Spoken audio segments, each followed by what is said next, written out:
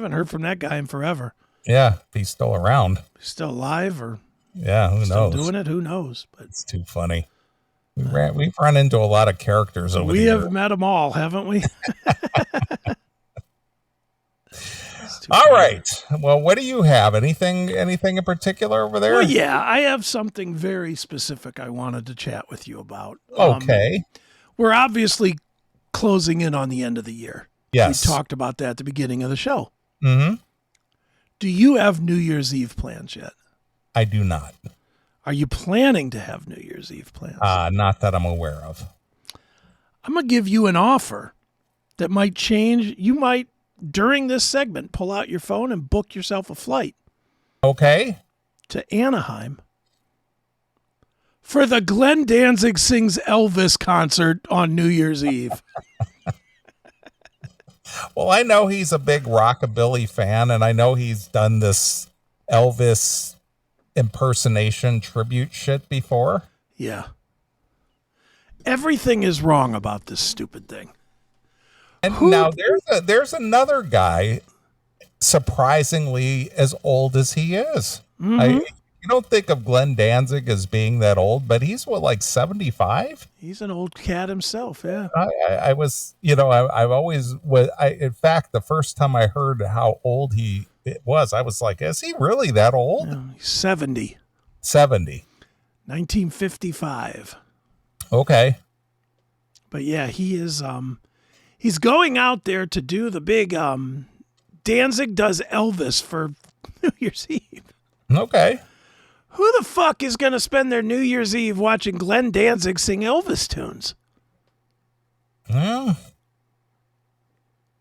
That's a real reach for a New Year's Eve party, isn't it? I guess. Where is this thing being held? It is being held.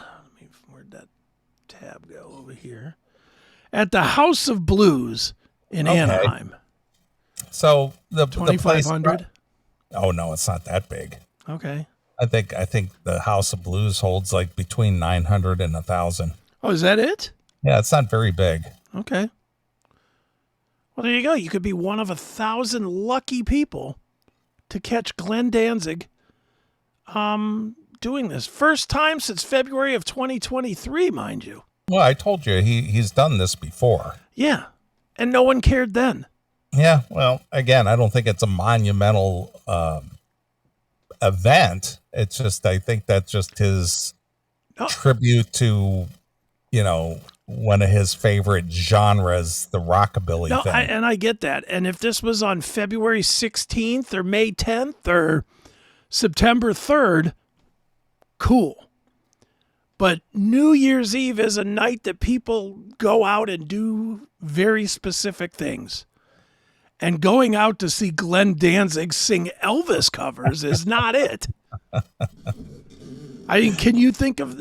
I mean, I'm not even opposed. I'm not a Danzig fan, and I think I've told you my horror story with this asshole. Yeah, but about the Notebook and all that. Yes. Yeah. Mm-hmm. I mean, he was an asshole to me.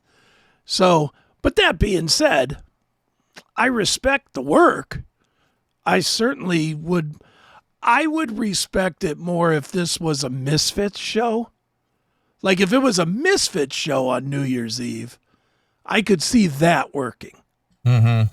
If it was even a Danzig show, because he hasn't done Danzig in a while now, like a year, couple years at this point, I could see that maybe. Like a special night of Danzig music featuring Samhain and Danzig and the Misfits or something. Right. I could see that. Glenn Danzig sings Elvis on New Year's Eve. What the fuck? Since he's done the Elvis thing before, do you think there's any video out there online? Oh, well, there's plenty of video. Well, let's see what he brings to the table, mimicking Elvis. All right, well, here we go. I mean, he does sort of have that baritone Elvis, what do you want to call sound or timbre tone, or whatever? Yeah, tone to his voice. So I could see him pulling off the Elvis. Yeah, but can you see dedicating a holiday to seeing it? That's my point to this whole thing. Well, maybe it's not so much because it's Glenn Danzig. Maybe it appeals to people who just likes Elvis music.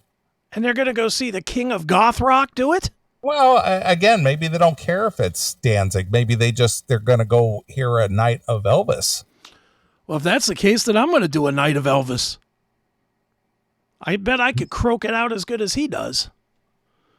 Well, let's hear what he says. Let's hear what he sounds like. Here we go. This is always on my mind. It's Elvis. I'm sorry.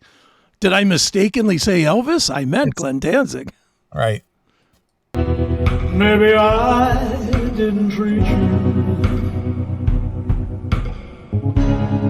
quite as good as I should have. That's not bad. It's not terrible. Maybe I didn't love you quite as often as I could have. Little things I should have said and done, I just never took the time. You were always on my mind.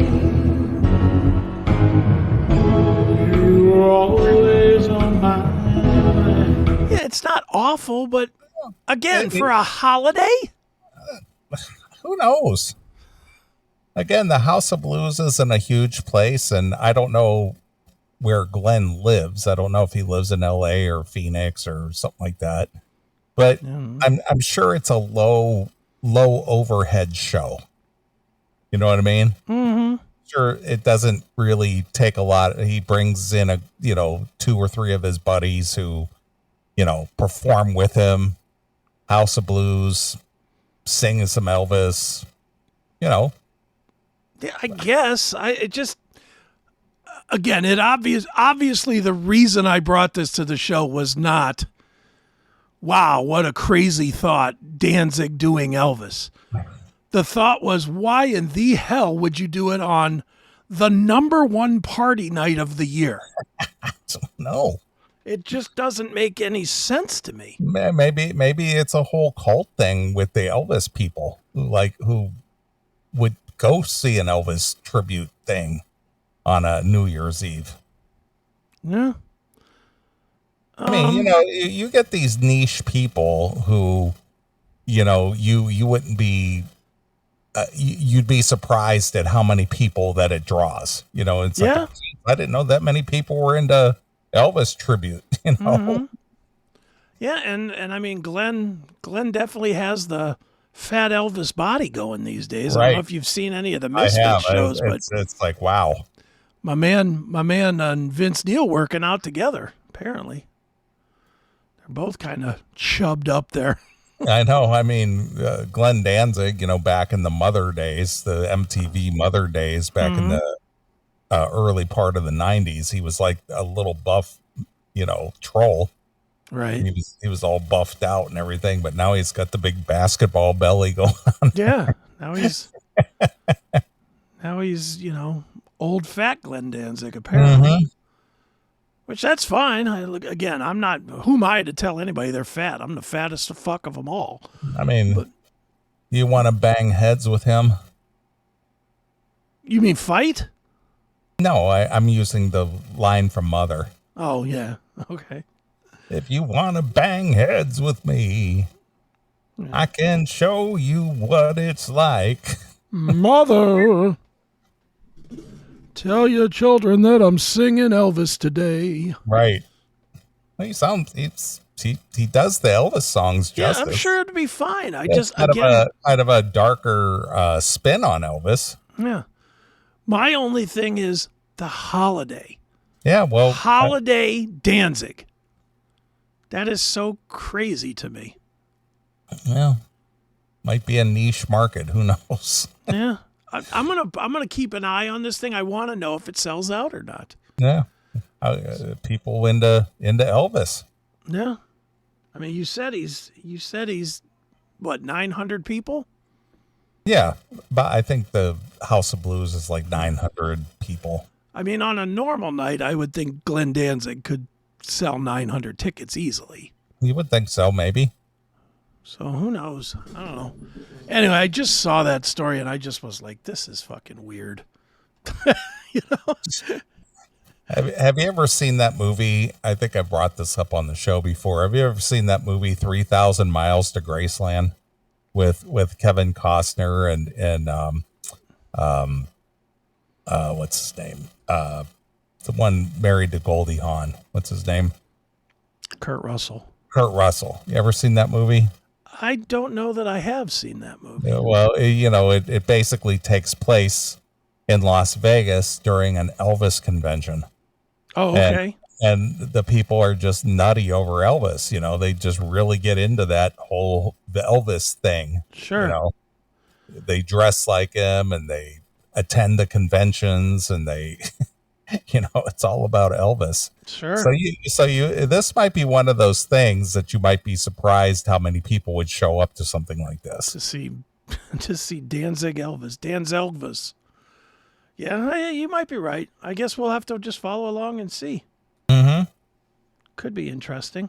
Yeah, it might be one of those underground things that, sure. just people just for some reason show up to that. Yeah, it could be. Well, I guess we will see, won't we?